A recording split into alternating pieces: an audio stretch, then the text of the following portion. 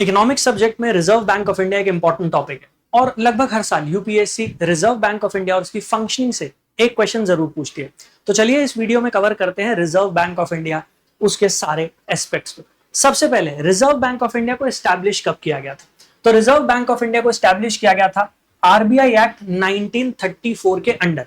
हालांकि ये एस्टैब्लिश हुआ था 1935 में, मतलब 1935 से फंक्शनिंग शुरू हुई थी, लेकिन इसका गवर्निंग एक्ट एक साल पहले आरबीआई एक्ट 1934 इंट्रोड्यूस हो गया था।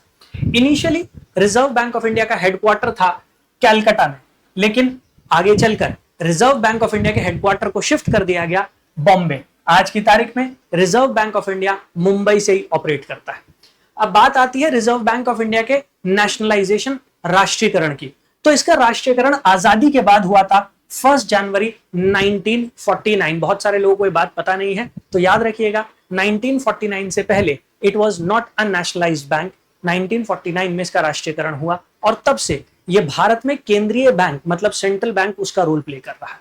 अब रिजर्व बैंक ऑफ इंडिया को एस्टैब्लिश किया गया, तो इसके ऑब्जेक्टिव क्या है, इसके उद्देश्य क्या है? सबसे पहला मॉनेटरी स्टेबिलिटी।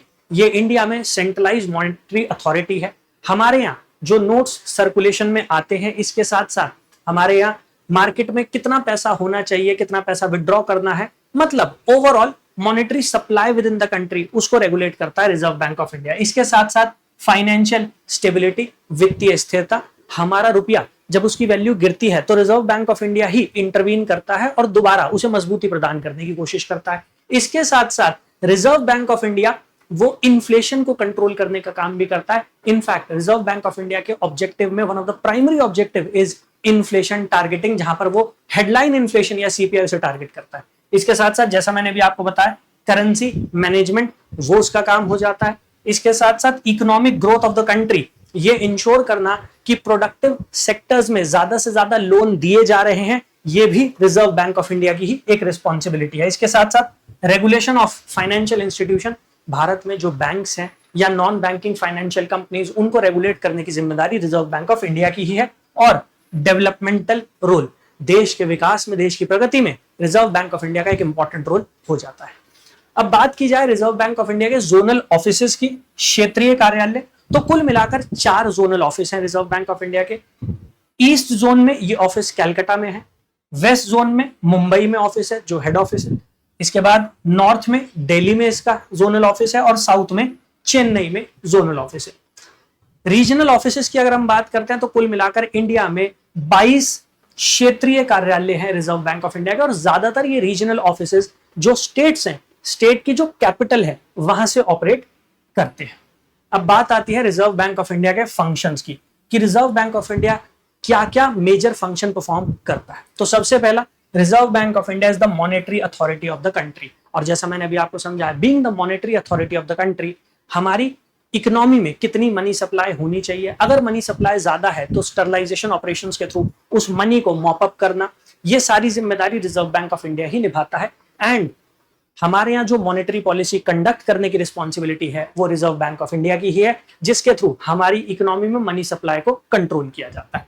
इसके बाद रेगुलेशन ऑफ फाइनेंशियल इंस्टीट्यूशन, जिसकी अभी हमने बात की थी कि हमारे यहाँ जो बैंक्स हैं उनको रेगुलेट करने की authority, non banking financial institutions है उनको regulate Reserve bank of India ही करता है। इसके साथ साथ managing forex, foreign exchange reserve. ये फॉरेन एक्सचेंज रिजर्व बहुत काम आता है। अगर आपको कोई चीज इंपोर्ट करनी है तो उसके लिए आपको फॉरेक्स की रिक्वायरमेंट होती है। इसी तरीके से जब रुपये की वैल्यू गिर रही होती है, उसे मजबूत करने में भी फॉरेन एक्सचेंज रिजर्व का एक इंपॉर्टेंट रोल हो जाता है।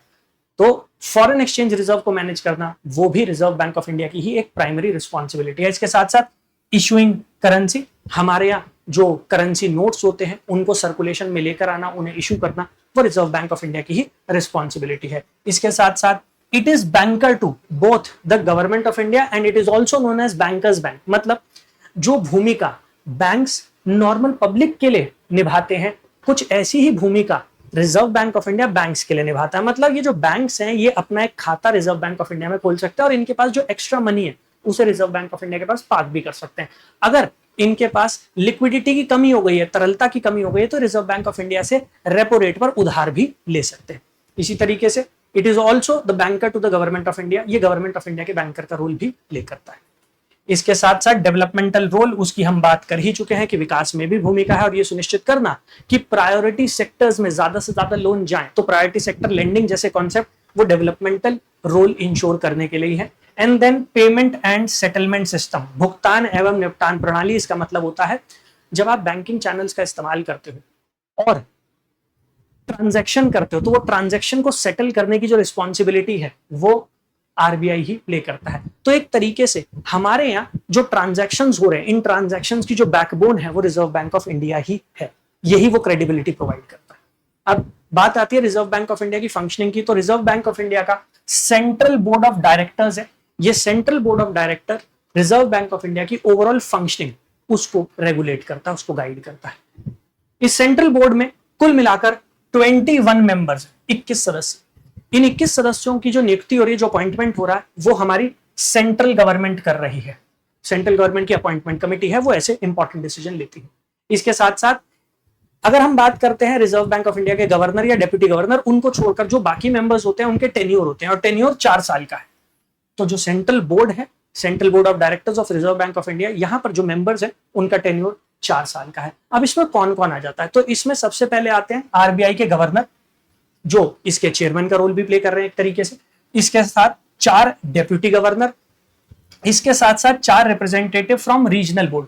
हमने देखा कि रीजनल बोर्ड काम कर रहे हैं, जोनल बोर्ड काम कर रहे हैं, तो वहां से भी रिप्रेजेंटेटिव यहां पर आते हैं।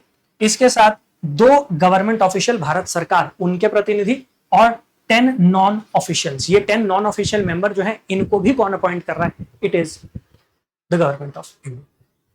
सो इस तरीके से आप आरबीआई की पूरी फंक्शनिंग को समझ सकते हैं, इसे कवर कर सकते हैं। ऐसे ही इंपॉर्टेंट अपडेट्स के लिए ऐसे ही छोटे छोटे टॉपिक्स में आपके लिए कवर करता रहूंगा इन माइंड मैप्स के थ्रू। तो चैनल को सब्सक्राइब कर लीजिए। अगर चैनल पर पहली बार आए हैं, बेल आइकन को प्रेस कर दीजिएगा, जिससे आपको ऐसी इंपॉर्टेंट वीडियोस के नोटिफिकेशन आते रहें और ऐसी छोटी छोटी वीडियोस बनाकर मैं आपके लिए कंप्लीट सिलेबस आपका कवर करता रहूंगा। और हाँ, अगर आप मेरे साथ पेड कोर्सेज में जुड़ना चाहते हैं तो आप मेरी वेबसाइट को विजिट कर सकते हैं। आपको गूगल पर जाकर टाइप करना है यूपीएससी टॉपर्स हब। गूगल पर जाकर यूपीएससी टॉपर्स हब टाइप कर देंगे, वेबसाइट आपके सामने आ जाएगी। आर कोर्सेज के ऑप्शन में चले जाइएगा। आर कोर्सेज के ऑप्शन में आपको सबसे पहले मेरे सारे कोर्सेज मिल जाएंगे। ये कोर्सेज, इनमें जो मैं आपको पढ़ा रहा हूँ, आपने देखा माइंड मैप, इसी तरीके से मैंने सारे सब्जेक्ट कवर किए। तो चाहे आप इकोनॉमी की बात करें, चाहे आप पॉलिटी की बात करें, चाहे आप ज्योग्राफी की बात करें, चाहे आप इन्वायरमेंट और डिजास्टर मैनेजमेंट की बात करें, सारे के सारे सब्जेक्ट्स मैंने ऐसे ही माइंड मैप्स यूज किए हैं।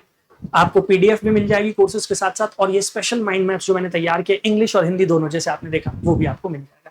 इसके साथ साथ अगर आपको कंप्लीट सिलेबस कवर करना है तो उसके लिए ये बैचेस है। और हाँ, अगर आप पर्सनलाइज मेंटोरशिप, पर्सनलाइज गाइडेंस चाहते हैं तो यहाँ पर मेंटोरशिप का सेक्शन है, जहां पर आपको मेरी पर्सनलाइज मेंटोरशिप मिल जाएगी।